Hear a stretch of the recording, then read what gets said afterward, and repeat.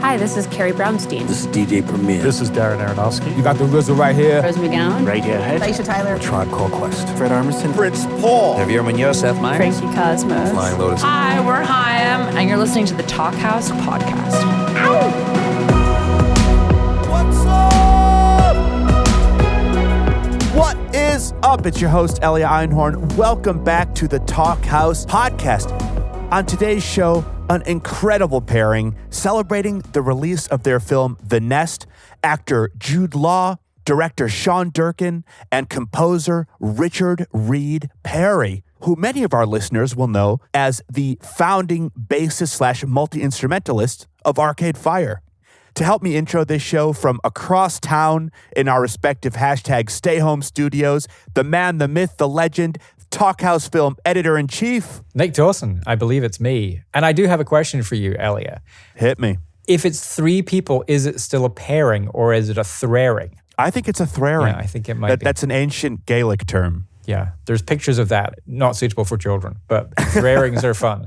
And this one is really excellent. Well, Nick, it was so fun to catch up with Richard Reed Parry again. My old band, Scotland Yard Gospel Choir, had done some dates with Arcade Fire back in the day, and it was so nice to see his face again. What a wonderful guy and fantastic musician. And also, this was the first time that Sean Durkin and Jude Law have joined us on the show.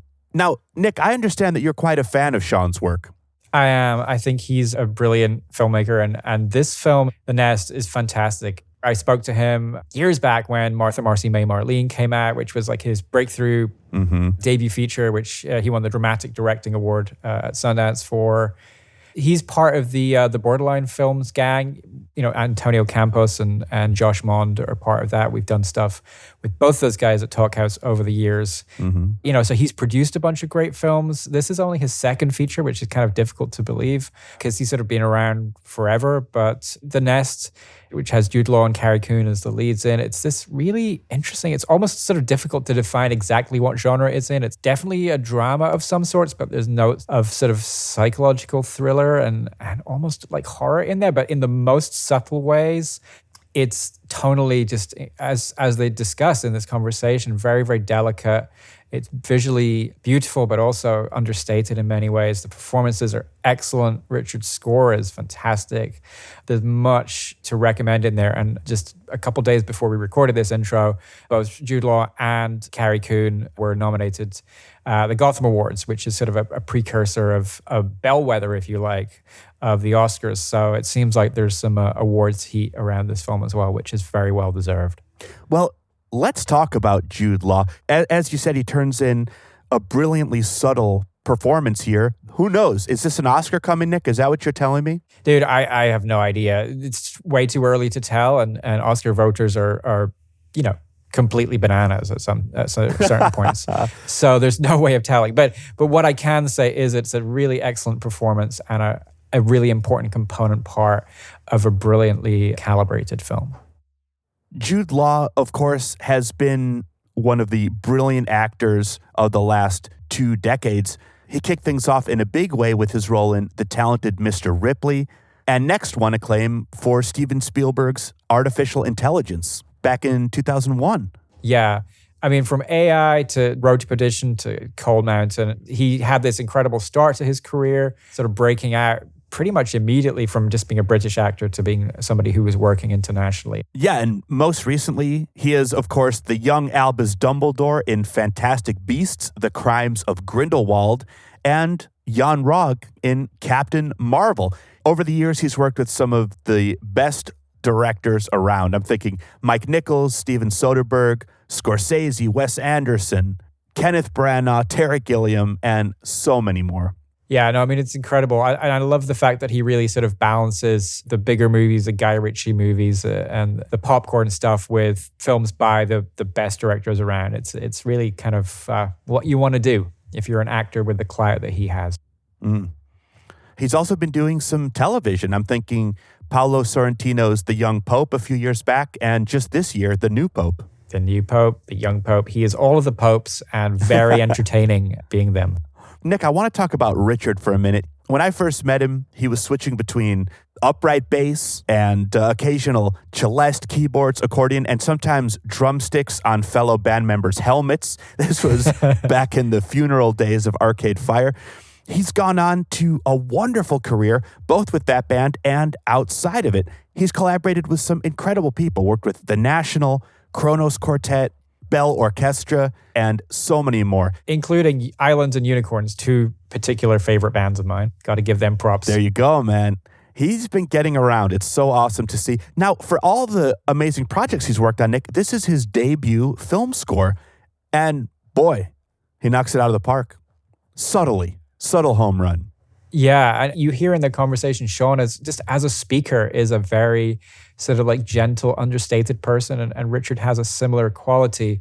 And I think so much of this film is really about people working together in a very intuitive way, in a deeply collaborative way.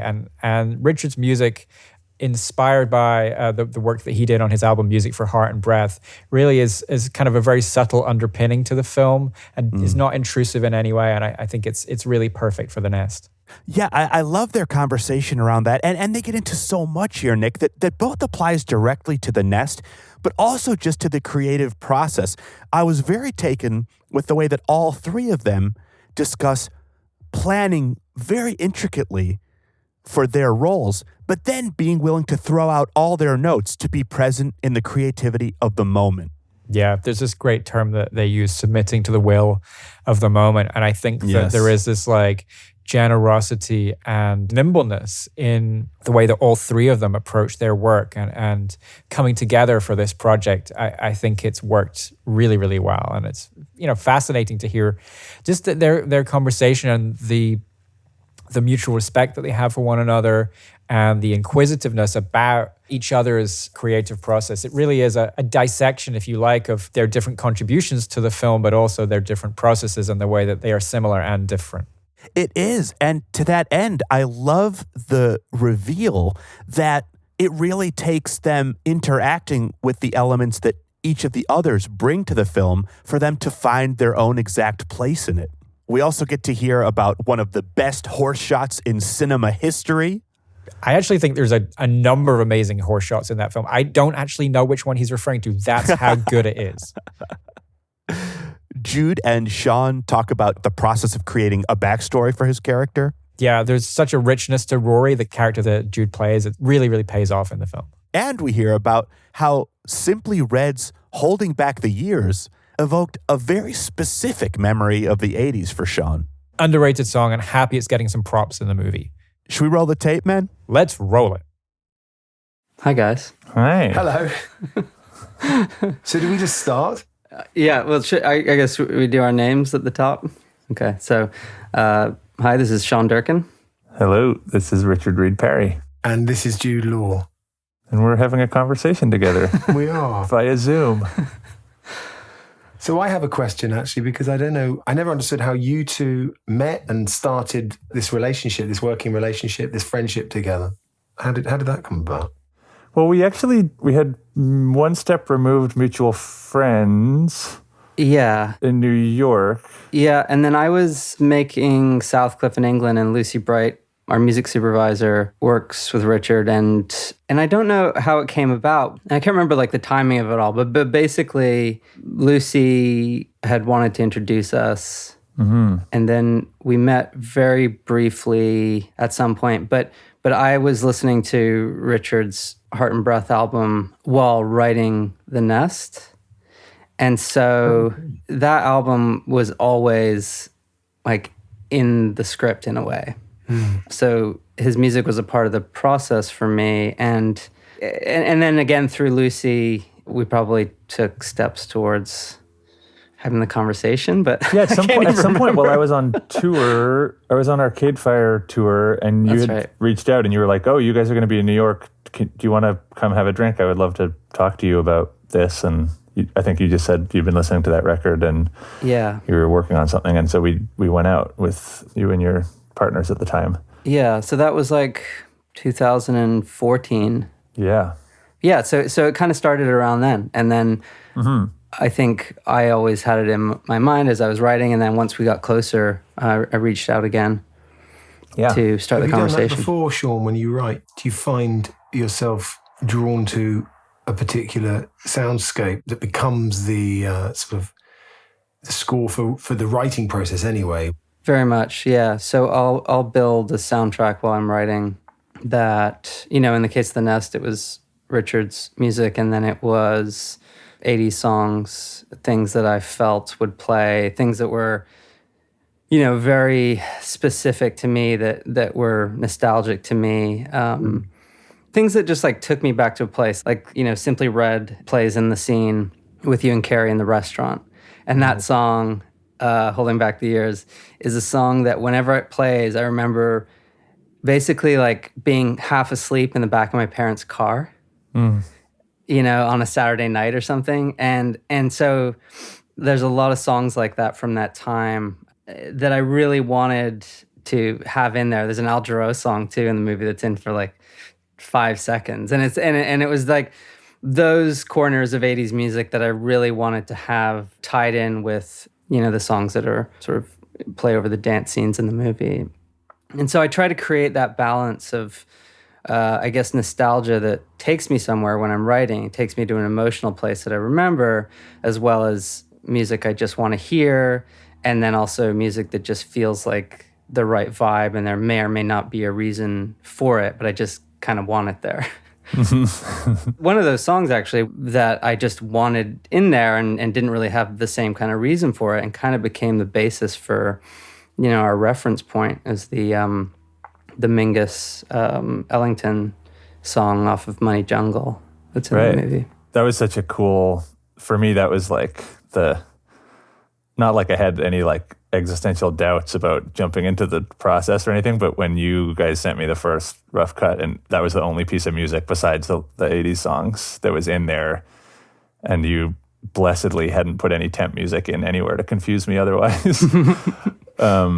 That piece, that Ellington Mingus Roach piece, that I'd been like quite obsessed with it for like 4 or 5 years preceding it, and was like, oh my God, do I get to make music that relates to this piece of music somehow? That like just felt like the sign from heaven kind of for me. But that's interesting that there was no other temp. I'm glad. I can imagine for you that must be such a requirement in a way, because you're then watching and feeling and filling rather than in any way being affected by any other sound. That it's then, because something that I love about what you've done on this film is create such an in-tune sort of emotional soundscape, and then these moments of detail and just moments that sort of a little bit like the drama that just occasionally come to a crescendo, or just have a moment of detail and complexity, and then they ease back into a sort of overall mood. Right. And a quietude some of the time, right? I mean, it's very spare in a lot of ways. Which I think on first watch, I was actually like, I deeply relished watching a movie that was so spacious. It was also a lot longer at that point when I watched the first cut. But I so deeply enjoyed watching this almost silent movie, except for these, what they call in film music, like these diegetic pieces where the music's like coming from the car stereo, or it's coming from the club sound system, and then the bar scene or whatever. But I loved having these vast silent expanses. Like after I watched the first cut, like one of the bits that was really burned on my brain was you, Jude, like walking home at dawn through the field, and it's so dimly lit and so emotionally kind of murky and complicated, but it was just silent. And I was just like, this is amazing. Like you never, without watching like old experimental Japanese films from the 60s or something, you don't get to see vast expanses of slow moving filmed action and a character just alone with themselves and alone with the story and alone with the sort of consequences of their actions. And I just loved actually watching it in silence, and just kind of hearing your footsteps. And part of me was like, oh God, don't make me fill up this gorgeous, like emotionally resonant, huge cavernous silences with music. Like, don't make me do it. But then also, like, blessedly, every time I would kind of feel like, I don't want to say anxiety-based level, but almost like, okay, I got to do my job as a film composer now, and like they're driving up to the house in the car, so we got to have driving music. And Sean was really good at like, no, like we don't need music there. It doesn't have to be like action equals music. And for me, that was also like a weight off. It was like, oh, cool, okay. Like we actually just get to focus on underscoring things emotionally, and it doesn't have to feel actually, like that makes absolute sense to me now, because there is such a sense of allowance throughout the piece that lets you. And I've only really come to this recently because obviously I was involved in making it. So it's hard sometimes, it takes a couple of viewings for me to distance myself and sort of start to watch it emotionally. But there are allowances to just let things happen. You don't feel direct, that you're being signposted. And it's why sometimes I think that the intensity of certain scenes, the intensity of certain relationships or climaxes of relationships take you by surprise. And other times, you are just left and allowed to observe and feel and watch. And it's one of the overall sort of finesses of the film that I love so much, that it allows you to feel without telling you how.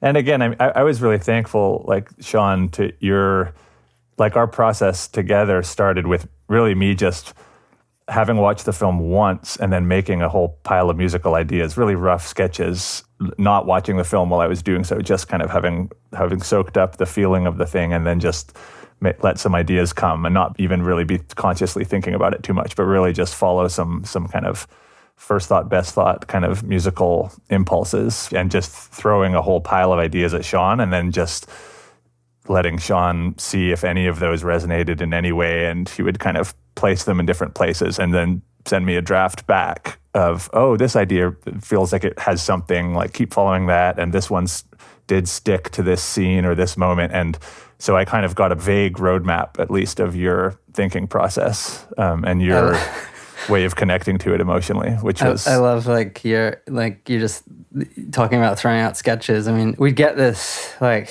delivery and Matt and I would listen to it. It's like, this doesn't feel like sketches. It's like mind-blowing music. There's so much of it that is so good. And one of the things that was a big part of the process was like how to choose. Like, how do we decide what fits best here? Because it all fit. Because I think it's not dissimilar to working on the actor side, and in our conversations, Jude. It's like there's an understanding from day one of being on the same page and knowing instinctually what it needs to be. So in a sense, like being in tune from the very beginning ends up creating so much good material, then becomes about how to focus it. And, for me, Matt Hannum, our editor, was just so good at, he had a lot more language around music than I do. I know what I like, I know what I feel, I know how I want, like I always want a music cue to be born out of the movie, sort of born out of the silence that you're talking about. I want it to almost sneak up on you and not necessarily always notice when it started and when it didn't. And so I'm always feeling that out, but I don't always have the language on how to articulate that. And Matt was really helpful in sort of breaking down the music for me into language and saying, okay, these are some themes, like let's focus on these. Then we fed that back to you in terms of identifying those themes and which ones we thought were sort of growing out of the silence, I think, in the best way. Yeah. There was something that you and Matt would both say repeatedly that I'm curious about during our process together, that I'm curious whether it applied in the same way for you, Jude, which was they would kind of report back to me after I would send the music, and they'd been working away in the editing room, and they would say, like, yeah, I think we're really finding the film now. Yeah. Which was really a relief to me, because I really felt like I was just sort of trying to find some music as well, right? Yeah. You're like, I don't know quite what my job is yet. I have to find my job and then find out how to do it. Was there a similar feeling in the acting process and in finding in the long film run? And it's always in films, certainly to me, about generosity, that you have to at some point I guess this also applies to the director, but I don't know so much. I'd ask that of Sean, but you certainly, the generosity meaning that in the end you have to just give your performance over, right? You can't, you can try and steer it if you're, say, worried about where you think it might end up, but on the day, there's a truth that you're trying to get to, and you're trying to get there with the other actors, you're trying to get there with the director, and sometimes you play around that truth, but in the end you have to walk away knowing that great moment or that great scene may not even make it in, and that in the end, as you just referenced, Richard, the film speaks. And that's why I go back to whether I don't know that it's the same for the director, but I imagine it is in a way that the director accumulates all this input, and we offer this input up. And then at the end, when you sit and start to amass it all, in a way, the voice of the piece sort of rears up like this, right. Like this phantom, right, from all the alchemy around it. And the voice of the piece becomes, and that piece may not need that particular scene that I may hold on to or think, that was it, that was the scene that got that character, or that was that look. It may not need it, or it may not need that piece that you wrote, thinking, I think I nailed that. This little piece sums up the whole. Yeah, totally. Do you know what I mean? Would you agree with that, Sean? And where do you think the director sits in that process? Yeah, I mean, it's so interesting to watch you both work through the process, because I was actually thinking in the build-up to doing this that I feel like the three of us have a very similar process in that it is about diving into something, kind of getting fully underwater in it, and then coming out with the essence of what it is. And I feel like I certainly work that way, and I kind of watched you both in your own ways do that. And I find, first, it's about a safe environment for me. Like, I need to be working with people who, producers who are not going to get caught up when I send them a draft that isn't absolutely perfect. They're not going to panic, that they're going to know that this is a part of a process, and they're going to trust that I'm going to get it there. And I want to give the same thing to the people that I'm working with. And I think in that trust is where you can fully try things, like try a take, try a scene that, like I said, it might not work in the end, but you can't be afraid as an actor or as a composer to go there, because it's going to lead you somewhere. And I think bringing all these pieces and watching them, and I don't always know what it is, but I kind of feel that we're on the right track until we get there, and then you see it. And it is very much incremental for me about finding it along the way.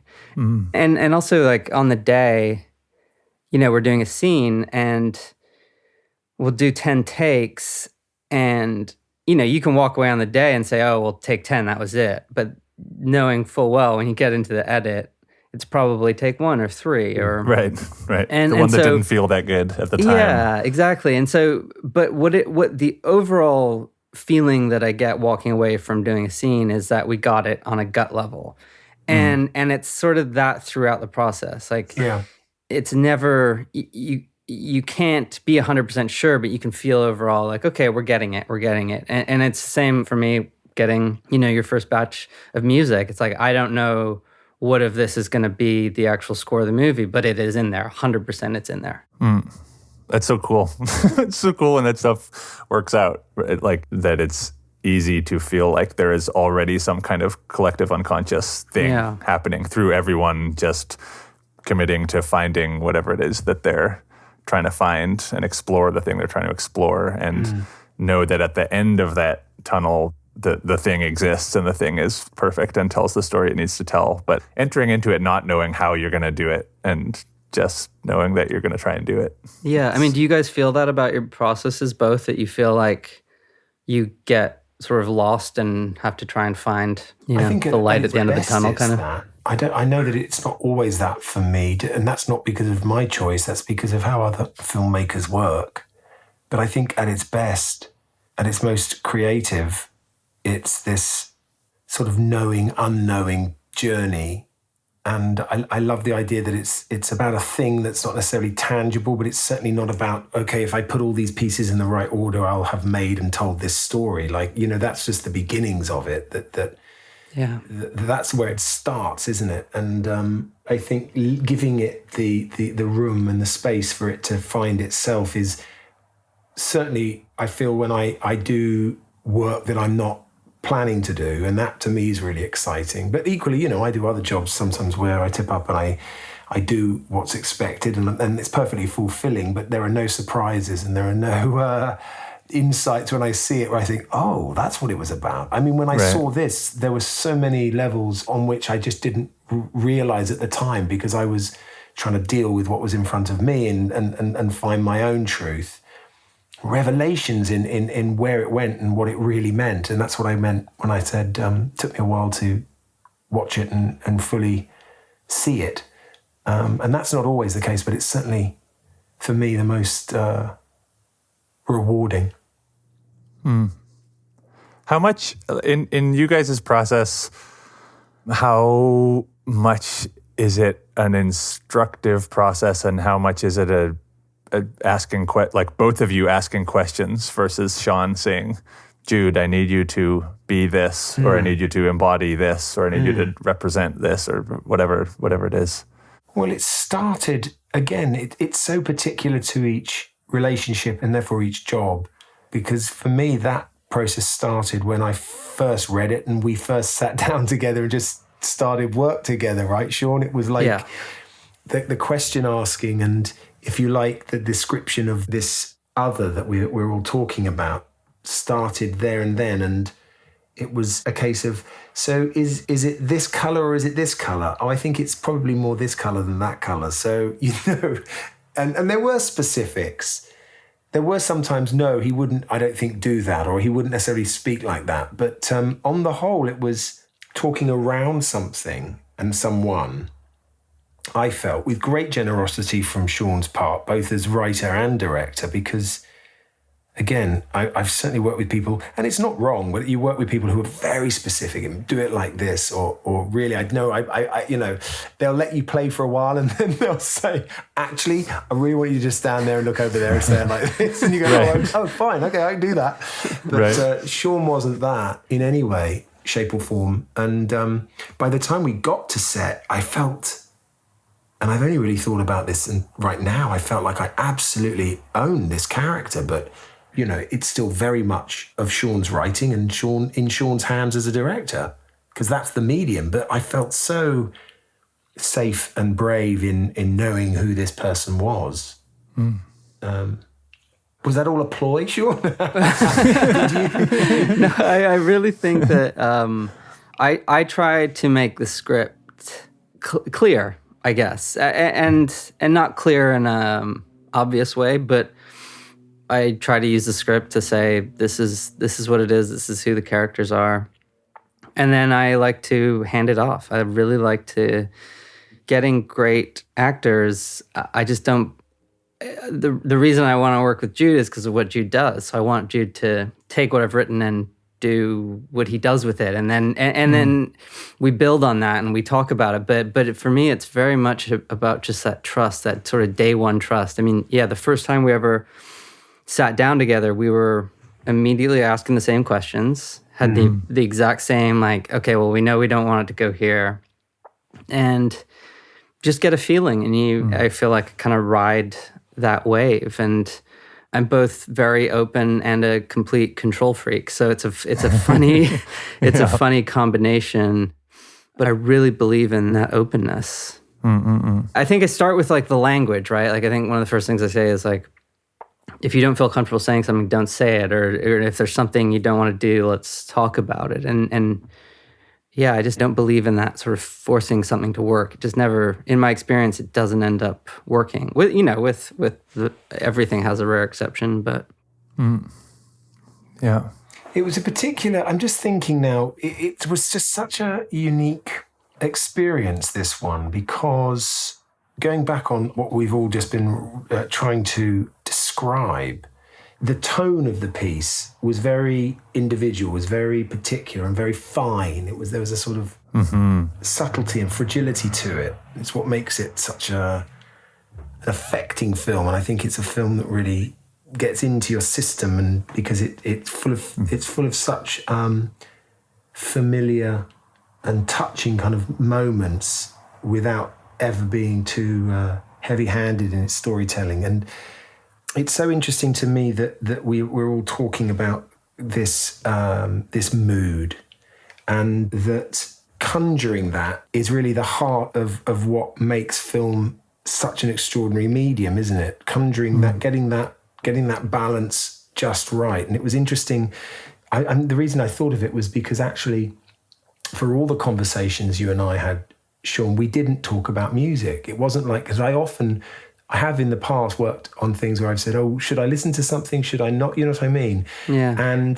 And yet, in a way, that conversation was being had because we were talking about the sort of the mood of Rory. And I imagine that was a conversation you then went on to have with Richard of a similar kind. So there's a kind of commonality, but not necessarily ever, we never had the same conversation. Well, Richard and I certainly didn't.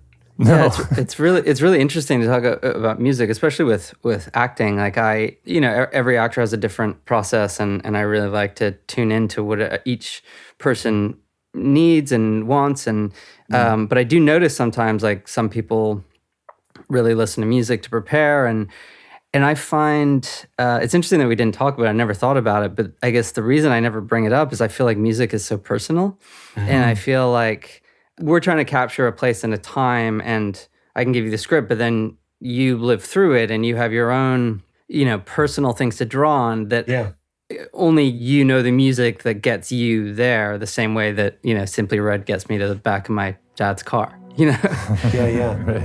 Right. This show is brought to you by Patreon, who ask, creators, are you tired of being paid in clicks and likes? Social media and streaming platforms help people find your work, but getting you paid is another story. With Patreon, you can stop rolling the dice of ad revenue and per-stream payouts and grow your creative career through the direct support of the people who care the most, your fans. Since Patreon is built for creators, not advertisers, you'll skip the middleman and develop a sustainable income source by offering a recurring membership to your fans. In turn, they'll get access to exclusive community, premium content, and the chance to become active participants in the work they love. The creative system is broken. So if you're a podcaster, video maker, musician, writer, illustrator, a creative person of any kind, sign up on patreon.com now. That's patreon.com. And change the way your creativity is valued by building the steady income stream you deserve.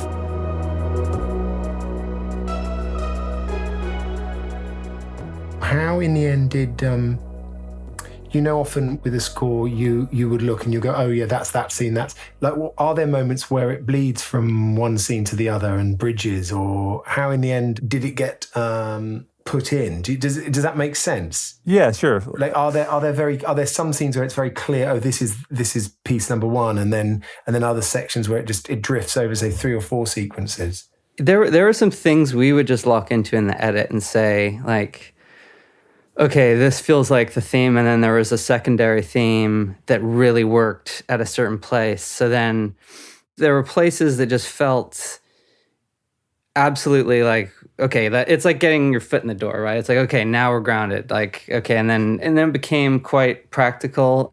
And then we would feel out places where it felt like we were, too long without music. So then we'd try and find the right thing. And then it was just kind of a back and forth, and we did some of that up until the end in person, didn't we? There was some very much so things we were like on the fence about. And oftentimes I would then, based on, if I just threw a pile of ideas, I would go, and I was really, it was quite a collaborative musical process for me. I was working with my dear friends, Parker Spur is the pianist, and Stuart Bogey played clarinet and flute, and then Ayumi Paul, the violinist, and all of my musical relationships with them are quite collaborative. So I could really just plant an idea, plant a theme, go, right, let's do something kind of like this. Let's try it in this way. But almost none of the whole score was like written out on paper. Everyone do this now at this time. It really got to be an open, let's make music together with, people I like to make music with. And we would just plant these ideas and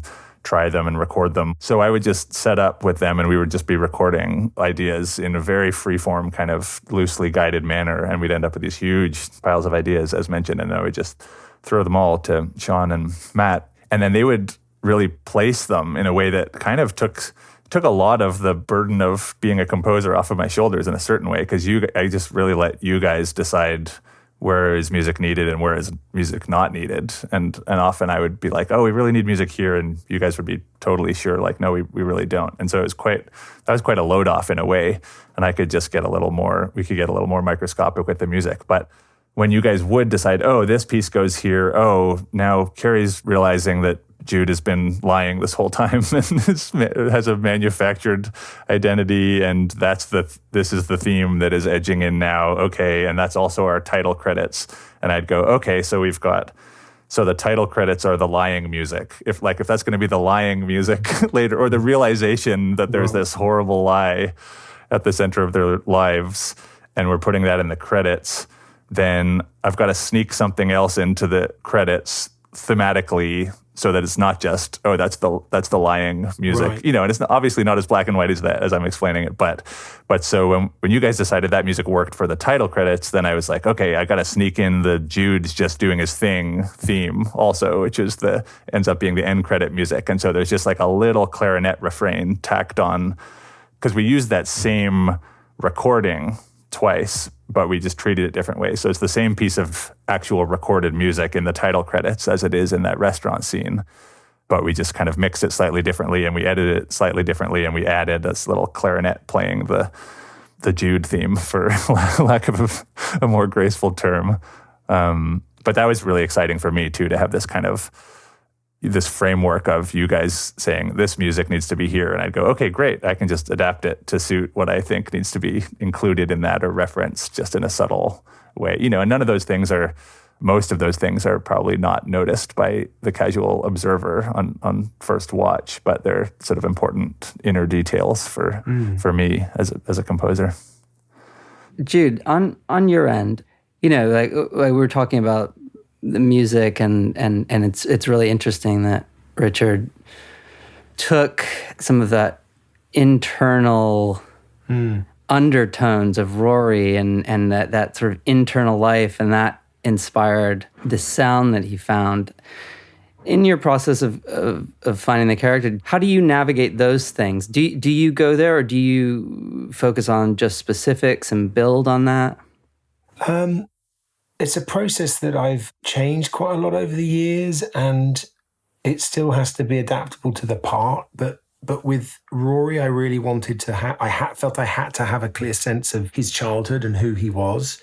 So I went right back and wrote a whole sort of backstory, and you contributed, remember, to that hugely, and gave me a real sense of childhood, and then I tried to sort of root that emotionally in things that were familiar to me, aspiration perhaps of, another life that you weren't living as a child, or the better life, or the kids that had stuff that you didn't have, and I sort of layered it up from there in a way. So I felt that I really knew who he was and how he felt, so that you can say the word mother and all that means to him can echo in his eyes without him having to say anything, or I then don't have to demonstrate anything, hopefully.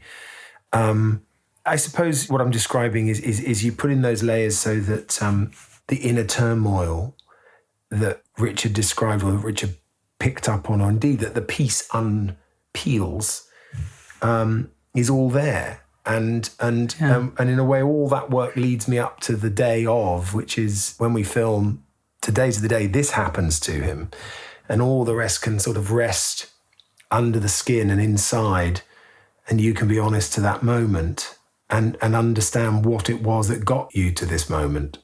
And it's a really enjoyable process. I didn't quite used to go into it as thoroughly when I really started out, but I love it because it gives you a great sense of security that you know this person. It gives you a great sense of affection for the person because, I think if you know anyone from childhood through to adulthood, you tend to have an affection or an understanding for the way that they behave and who they are because you know their journey.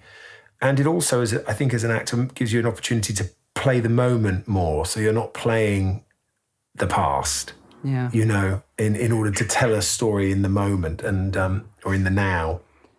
That's the best part for me, is like what you're describing, watching, because that, you're living the moment on screen and reacting, and it's, I guess you have done all this work and you're coming there, and it's why the performances are so good. You're in it and you're there, and it's interesting talking about all this, because I think when I'm making a film and even now writing new things, it's like there's no sort of answer or concrete end. It's like a constant swirl of ideas and possibilities and weighing, but when you're shooting a scene, you're just there and you're completely in the moment and you give over to it, and it's so alive.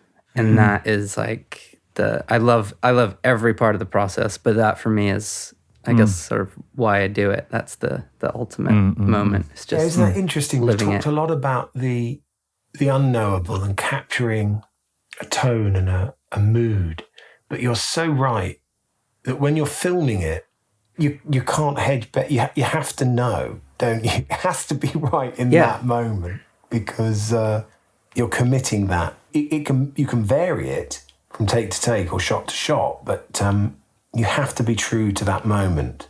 Yeah, and in some ways, like, you want to create that throughout the entire filming process. When you're making a movie, it's like you just have that feeling of like it's working, and you have it over 35 days.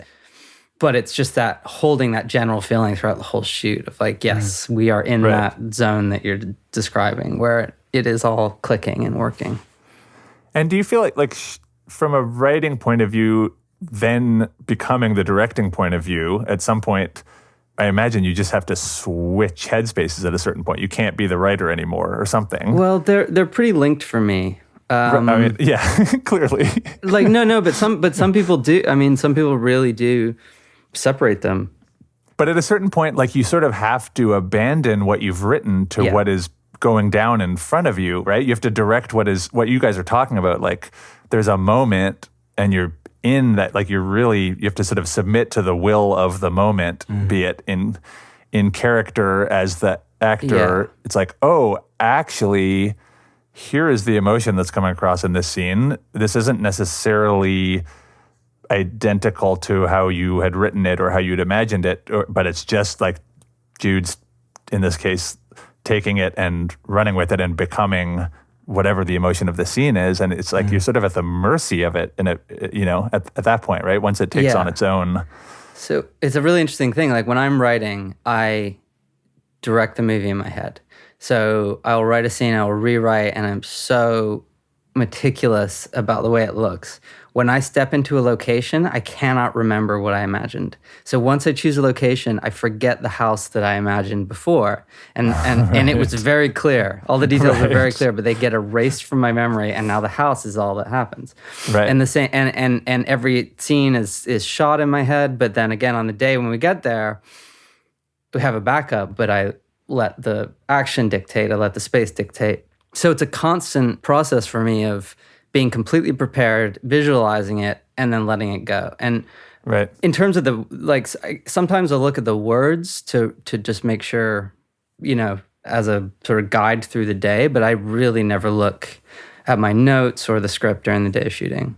It's... And by the way, I have exactly the same experience. Like, I'll sit at home, I'll learn my lines, I'll think, oh yeah, I'll walk on this line, and this will be a great moment. I'll stop and I'll turn and I'll confront them, and then maybe I'll just lose, and you get there and that just goes out of the window. And Sean says, okay, we're going to sit here, and then maybe, and you're like, yeah, great, okay. And suddenly it is what it is.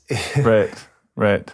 I take great comfort in giving yourself over to process and giving yourself over to the moment and the elements. Yeah, the elements. I mean, one of the funny things about this film is that I imagined it to be. I mean, we were shooting in England between September and November, and I expected rain, and I expected, a bit of fog, maybe, just something. And we had sun every single day. It rained once, and it started raining at like 5:02, 2 minutes after we wrapped for that day. Right. And there were 2 shoot days that we had to push because it was so sunny. We were like, oh, people are just going to think we shot in America and never came to England. So, it didn't have the quality that I expected it to have, but it takes on its own quality, and There's moments like the horse riding scene where it was so sunny that day and it was like 80 degrees and we had to get that scene shot before 10 a.m. we decided, because it was just going to be too flat. They had to send the horse back. yeah. It was just going to be too flat and sunny. And so we ended up shooting it. We did it in like an hour, which otherwise would have taken all day, but it forced us to do it without question. Right. The light was amazing. It was low. You could feel the mist. So there was just things that were just forced us to do, and Right. it ended up being beautiful. And so it's filled with those sorts of moments. A good cinema friend of mine said, "Whoa, that's like one of the great horse shots of cinema history." Oh, that's great. So there you go. Right? Nobody else knows that it was supposed to be rainy that day. Yeah. But those are those moments, and it's also why making films on this scale are the most, in my mind, rewarding, because your options for changing or shifting a schedule or reshooting or something, are absolutely minimized. And that means you have to, you go with what you have, and what you have is also, in the end, what needed to be, Yeah. Right. Sometimes you don't need more time, you just need a deadline. Yeah, absolutely. Absolutely. Yeah. We said we'd do it, and I'm so glad we did. Yeah, likewise. Yeah, such a pleasure. What a lovely process it's been. Indeed. Yeah. And thanks again, Sean. Yeah. Thank you guys. Thanks for inviting me and inviting us in. It's been an incredible collaboration with both of you, and I look forward to doing it again. Likewise. Yeah. Great. Yeah, I'm already sketching for whatever the movie is. Great.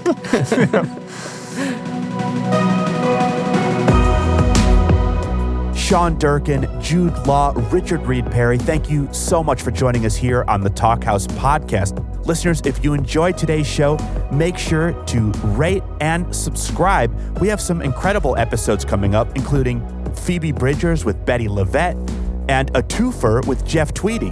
One conversation with comedian Nick Offerman, the other with Nora Jones. Also, I'm going to give you guys a hint for what's happening at the top of next year. Bootsy Collins and the Beastie Boys Mixmaster Mike. You do not want to miss that one. And while we're in the world of Sean Durkin and Borderline Films, go check out some quality classic Talkhouse content with Josh Mond, who was on the Talkhouse podcast talking to JC Chandor back in 2015. And Josh and Sean's excellent collaborator, Antonio Campos, did 3 great things just a couple months ago. Go check out that as well. That is at talkhouse.com, as well as our socials, which is at Talkhouse across the board. Definitely head over there to check out a wonderful screenshot of all of us recording this session. Everyone you heard today recorded themselves. Big thanks to our producer, Mark Yoshizumi, and to The Range, who composed and performed the Talkhouse podcast theme song. Till next week, I'm Elia Einhorn. I'm Nick Dawson. Peace.